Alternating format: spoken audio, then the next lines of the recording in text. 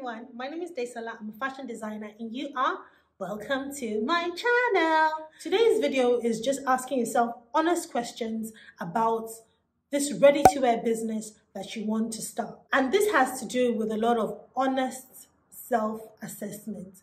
This is what will guide you as you go along on this journey of starting this business. Starting a business is actually a journey, and it is, when you look back years later, it is actually a fun journey.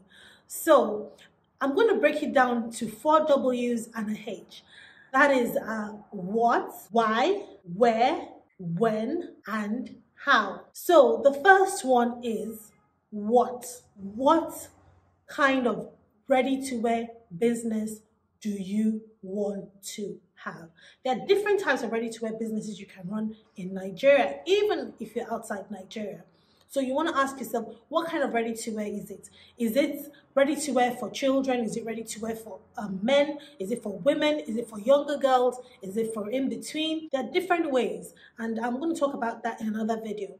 So you have to ask yourself, what kind of ready-to-wear business do I want to start? And then the next one is why. And that is the ultimate. Why do you want to start this business? Why do you want to start this ready-to-wear business? What is the reason? What is the motivating factor? Your why is going to determine a lot of things. Your why is going to determine the vision that you want to have for this business. Your why is going to determine your level of success. Because let me tell you, success is different for everybody. What one person considers to be success is different from what another person considers to be success. So before you start, or even after you have started, you need to define what success means to you, so that when you finally hit that success, you will know that, okay, yes, I have hit it. I'm successful, and then you now start to hit for higher goals. But you need to know your why.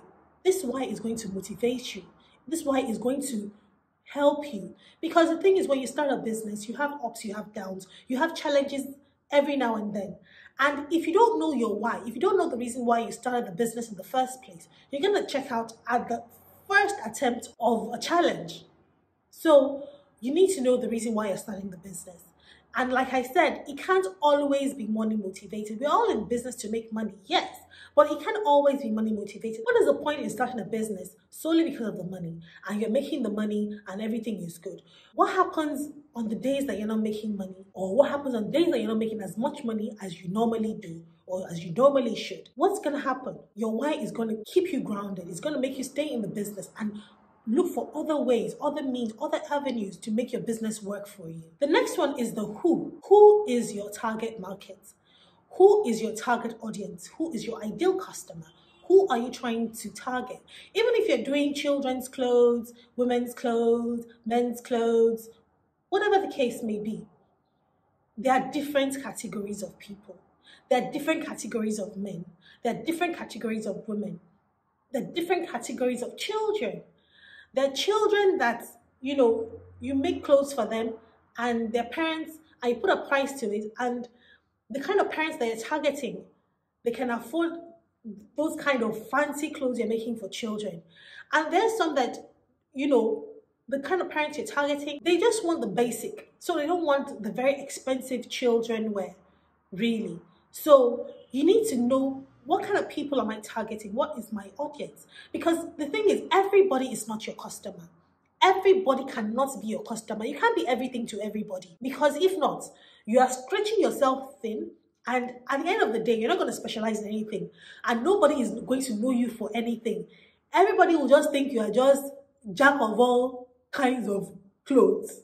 When they are doing Ankara, they are there. When they are doing English wear, they are there. When they are doing the children's wear, you are there.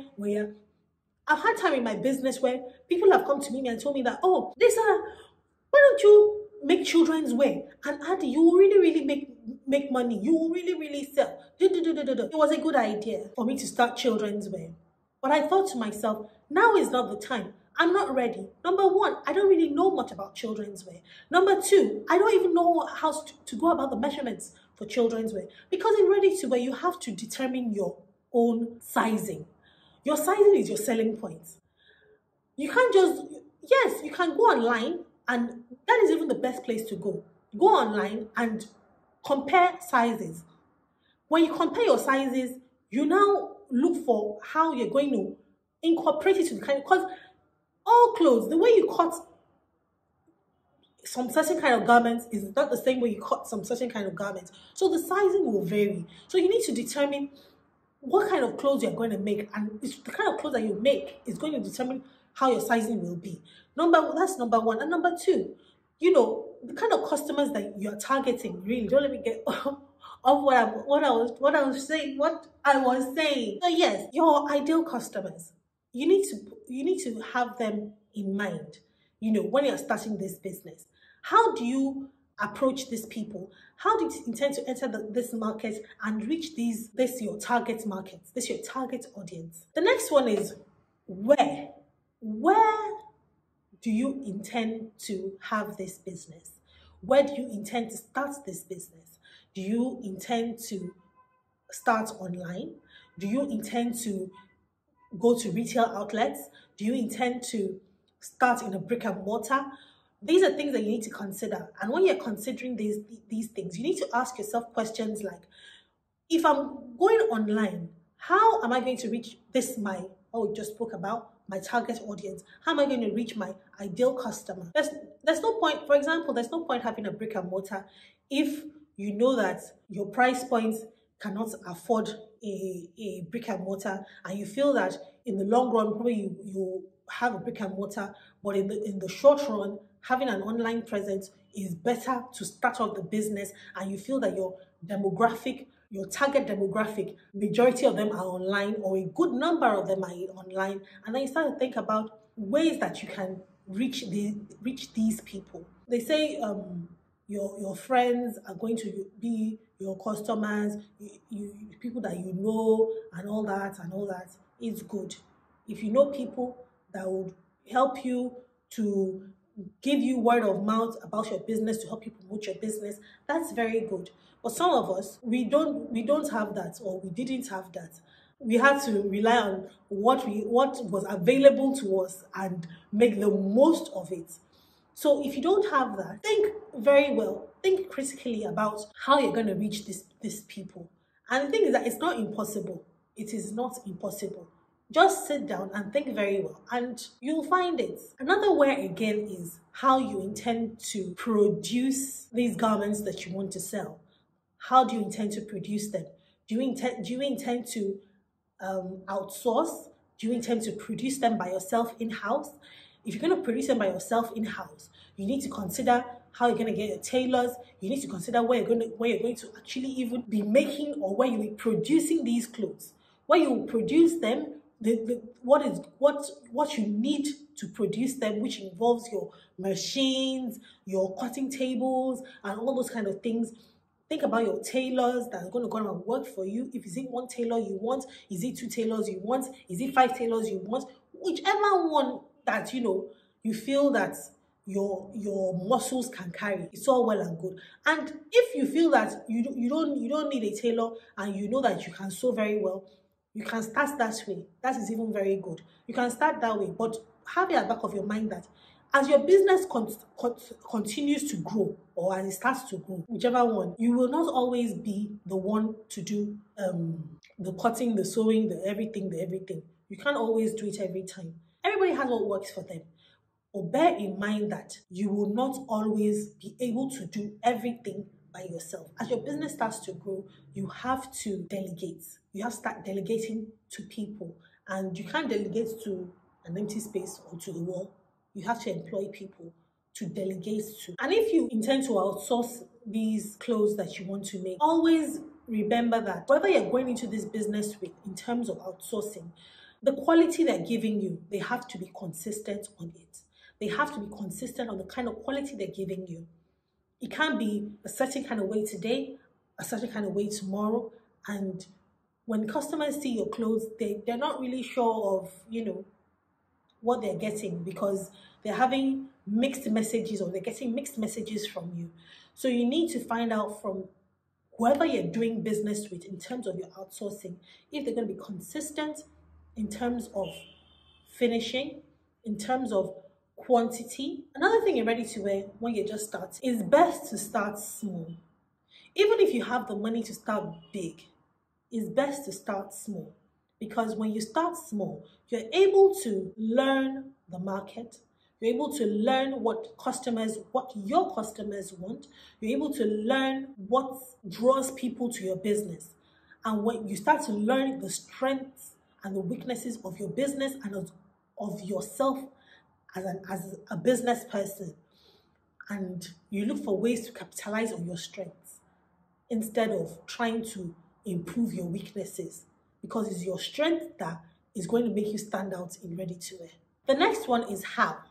How do you intend to finance this business? How do you intend to come up with the money to start this business?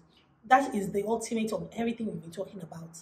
Do you have savings somewhere? Are you still in paid employment and you're thinking of starting?